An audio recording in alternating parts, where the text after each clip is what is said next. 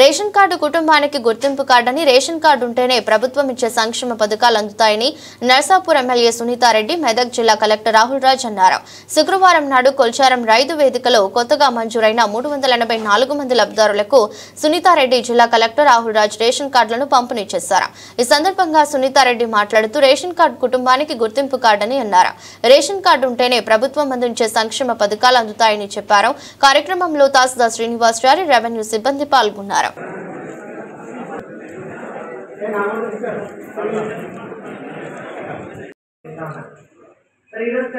చాలా విషయాలు చెప్పడం జరిగింది.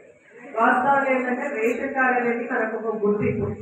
ఎక్కడ పోయినా కూడా రేషన్ కార్డు ఉంటే మనకు అటువంటి గుర్తింపు ఉంటుంది. మన కుటుంబ సమేతంగా దిగేటువంటి ఈ రేషన్ కార్డుకు ఎక్కడికి వెళ్ళినా కూడా మన కుటుంబం మనకు ఒకటిగా చూపించడానికి ఈ యొక్క కార్డు ఎంతో ఉపయోగపడుతుంది.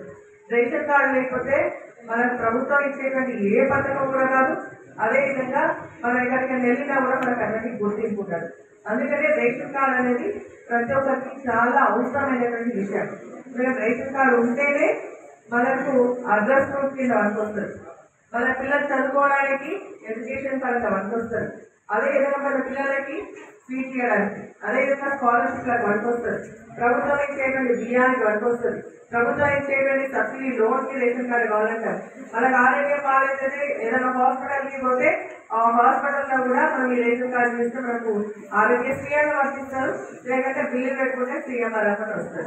సో ఈ విధంగా అన్ని కార్యక్రమాల్లో కూడా మనకు ఆధార్ ఉన్నా కూడా రేషన్ కార్డు అనేది చాలా అవసరమైనటువంటి విషయం. కాబట్టి చాలా మంది చాలా రోజులుగా ఏంటంటే మాకు రేషన్ కార్డు లేదు, దరఖాస్తు చేసుకొని పెట్టుకుంటా ఉన్నారు ఇయ్యండి.